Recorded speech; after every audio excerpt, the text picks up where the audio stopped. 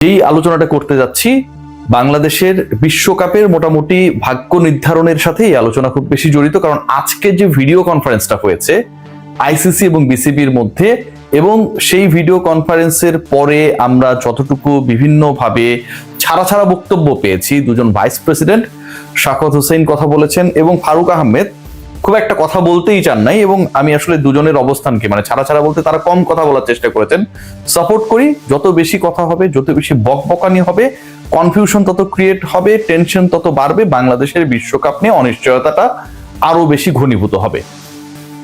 ভেতরের খবর জানার চেষ্টা করেছি এবং ভেতরের খবর জানার পরে যে তথ্যগুলো পেয়েছি আমার কাছে মনে হয়েছে এই ব্যাপারগুলো আপনাদের সামনে শেয়ার করা খুবই বেশি গুরুত্বপূর্ণ।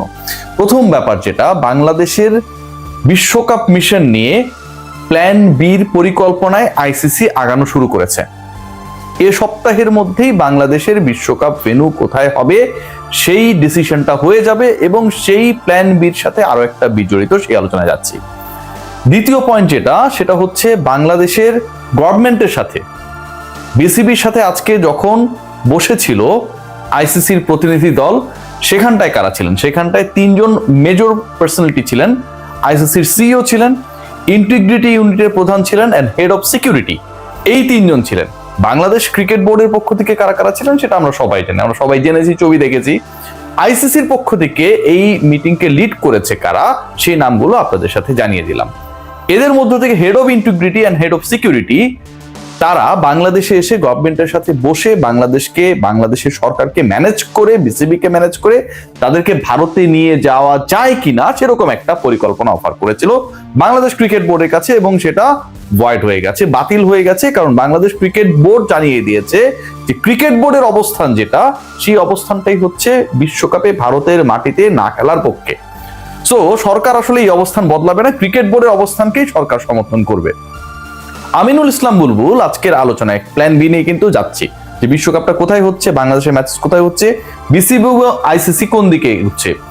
আমিনুল ইসলাম বুলবুল আজকে একটা দারুণ কাজ করেছেন। আলোচনাটা শুরু হয়েছিল এমন ভাবে যে আসিফ নজরুল দুই পক্ষের যে আসলে খুবই কনফিডেন্সিয়াল চিঠি, সেই কনফিডেন্সিয়াল চিঠির বিষয়বস্তু ফাঁস করে দিলেন কেন পাবলিকলি, এবং বাংলাদেশ ক্রিকেট বোর্ডকে আলোচনার শুরুতে আইসিসি তোপের মুখে রেখেছিল রীতিমতো। সেখান থেকে বাংলাদেশ ক্রিকেট বোর্ড, বিসিবির কন্টিনজেন্ট আজকে যেখানটায় তারা বসেছিলেন, এবং তারা একই সাথে আসলে ওই ডেলিগেটটাই আইসিসিকে ফেস করেছে, তারা বেরিয়ে এসেছে মানে সভা শেষে বেরিয়ে আসেনি, বরং যে অ্যাটাক হয়েছে সেই অ্যাটাককে কাউন্টার অ্যাটাক দিয়ে বাংলাদেশ ক্রিকেট বোর্ড তাদের অবস্থানটা শক্তভাবে তুলে ধরতে সমর্থ হয়েছে। যখন বলা হচ্ছিল যে এই কনফিডেন্সিয়াল চিঠি ফাঁস হলো কেন, এটা খুবই valid point. Asif Nazrul sir যেটা বলেছেন সেটা খুবই কনফিডেন্সিয়াল চিঠি, এবং সেই চিঠি দুজন ব্যক্তির মধ্যে যদি এরকম একটা মেইল, বা দুই হেডের মধ্যে যদি এরকম একটা মেইল আপনি ডিসক্লোজ করে দেন, এরপর তো আইসিসি বিসিবির কাছে কোনো কিছু লেখার সাহসই পাবে না। আইসিসির কোনো দলকে, কোনো প্রতিনিধি, কোনো ছোট টিমকে যদি কোনো দায়িত্ব দেওয়া হয় regarding Bangladesh cricket board issue, তারা তো সেই কনফিডেন্সই পাবে না, কারণ যে জিনিসটা দিবে সেটা হচ্ছে মিডিয়ায় চলে যাবে। এটা খুবই বাজে কাজ হয়েছে, এবং নিশ্চয়ই ক্রীড়া উপদেষ্টাকেও সেই জিনিসটা প্রপারলি ব্রিফ করা হয়নি, যেটা বলা যাবে না, এটা আমার কাছে মনে হয়, নাহলে তিনি বলতেনও না। সো এই ইস্যুতে আইসিসি তারা আপার হ্যান্ডে ছিল, তারা ফ্রন্ট ফুটে ছিল।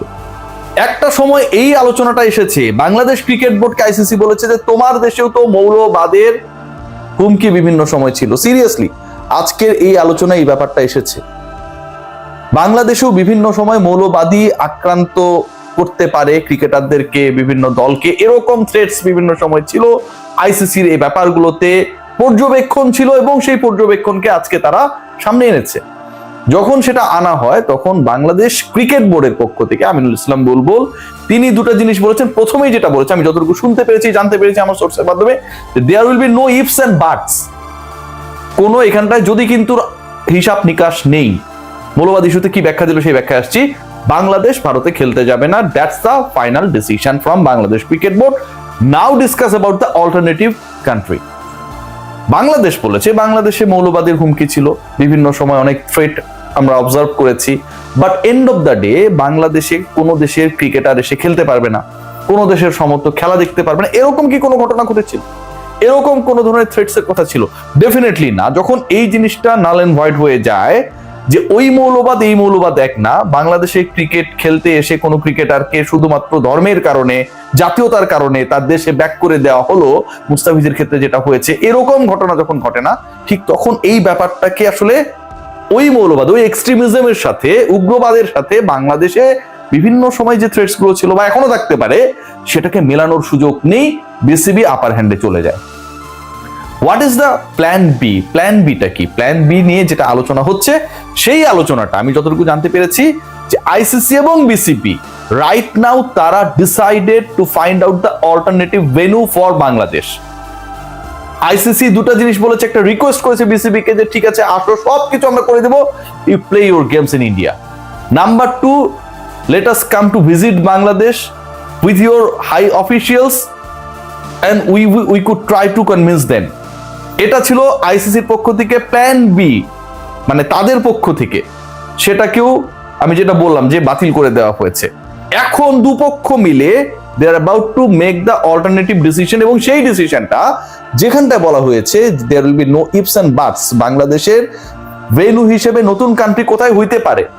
শ্রীলঙ্কাই তো আলটিমেট চয়েস, তো সেখানটায় হতে পারে কিনা, অন্য কোনো ভাবে এটাকে অ্যাকোমোডেট করা যায় কিনা, সেই আলোচনায় আইসিসি এখন সায় দিয়েছে। আমি আজকে একটা কন্টেন্ট করেছিলাম, অনেকেই কনভিন্সড হয়েছেন, অনেকে হন নাই, দিয়ে বাংলাদেশের পরিকল্পনায় রয়েছে, বাংলাদেশকে নিয়ে আইসিসির পরিকল্পনায় রয়েছে যে গ্রুপের ইন্টারচেঞ্জের মাধ্যমে এই সমস্যার সমাধান করা যায় কিনা। এই মুহূর্তে এটাই হচ্ছে সবচেয়ে লেজিট এবং অ্যাপ্রোপ্রিয়েট সলিউশন হতে পারে। কেন হতে পারে? আপনি যদি বাংলাদেশের গ্রুপ চেঞ্জ করে দেন, বাংলাদেশকে বি গ্রুপের কোন একটা দলের সাথে ইন্টারচেঞ্জ করে সেই বি গ্রুপের দলকে বাংলাদেশের গ্রুপে, মানে সি গ্রুপে যদি আপনি এখানটায় দেন, তাহলে এখানটার একটা সমাধান হওয়া সম্ভব। কারণ যেহেতু বি গ্রুপে শ্রীলঙ্কা রয়েছে, তারা তাদের খেলাগুলো, সব খেলাই তারা আলটিমেটলি তাদের দেশেই খেলবে। সো ওই জায়গাটা আসলে বাংলাদেশকে শ্রীলঙ্কা, অস্ট্রেলিয়া যে গ্রুপেরা রয়েছে সেই গ্রুপে বাংলাদেশকে দেয়া যায় কিনা, আইসিসি এই আলোচনাটা আইসিসির মধ্যে, আইসিসির ইনসাইডে এটা রয়েছে, এবং বাংলাদেশও আসলে এই ব্যাপারটাই চায়। শ্রীলঙ্কান ক্রিকেট বোর্ডের সাথে অলরেডি একটা কমিউনিকেশনস হচ্ছে।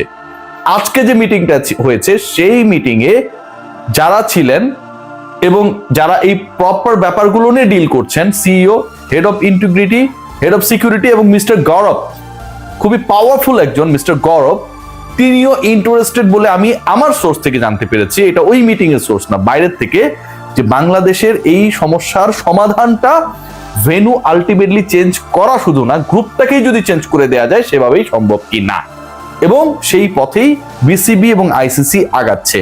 যদি বাংলাদেশের অংশগ্রহণটাই বাদ করে দেওয়া যেত বা বাদ করার পরিকল্পনা হতো, বাংলাদেশকে নেওয়ার দরকার নেই, নতুন কোনো দলকে নিয়ে নিলাম, এই ডিসকাশনস গুলো হতো না, এবং আজকে এটা চ্যাপ্টার ক্লোজ হয়ে যেত। কারণ আইসিসি জানে যে বাংলাদেশকে ভারতের মাটিতে খেলানো ছাড়া কোনো উপায় নাই।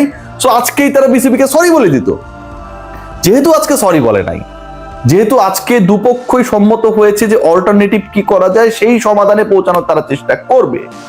সো একটাই সমাধান, যে বাংলাদেশের ভেন্যু চেঞ্জ হতে যাচ্ছে, এবং সেই ইন্টারচেঞ্জের ক্ষেত্রে, মানে ভারত থেকে সেটা শ্রীলঙ্কায় চলে যাওয়ার ক্ষেত্রে, এবং বি গ্রুপ থেকে সি গ্রুপে বা সি গ্রুপ থেকে বি গ্রুপে দলগুলোকে ইন্টারচেঞ্জের ক্ষেত্রে সবচেয়ে বড় যে ডিসকাশনের জায়গা, সেই ডিসকাশনের জায়গাটা আজকে থেকে উন্মুক্ত হয়েছে। Let's see what happen. But overall যেই সিচুয়েশন দাঁড়াচ্ছে, বাংলাদেশের ম্যাচ শ্রীলঙ্কাতেই হবে, বিশ্বকাপেও বাংলাদেশ অংশগ্রহণ করবে, এবং বাংলাদেশের গ্রুপ পরিবর্তিত হবে, সেই ব্যাপার নেই পরবর্তী স্টেপ নিবে আইসিসি এবং বিসিবি। সবাই ভালো থাকবেন। তার আগে একটু বলতেই চাই যে আপনারা যারা এই শীতের দিনে কাপড় ঝকঝকে তকতকে স্মার্ট রাখতে চান, তারা ইউজ করতে পারেন অরিক্স ক্রিস্টাল ওয়াশ। আপনার কাপড়কে 2-in-1 ফর্মুলায় করবে দারুণ। সবাই ভালো থাকবেন।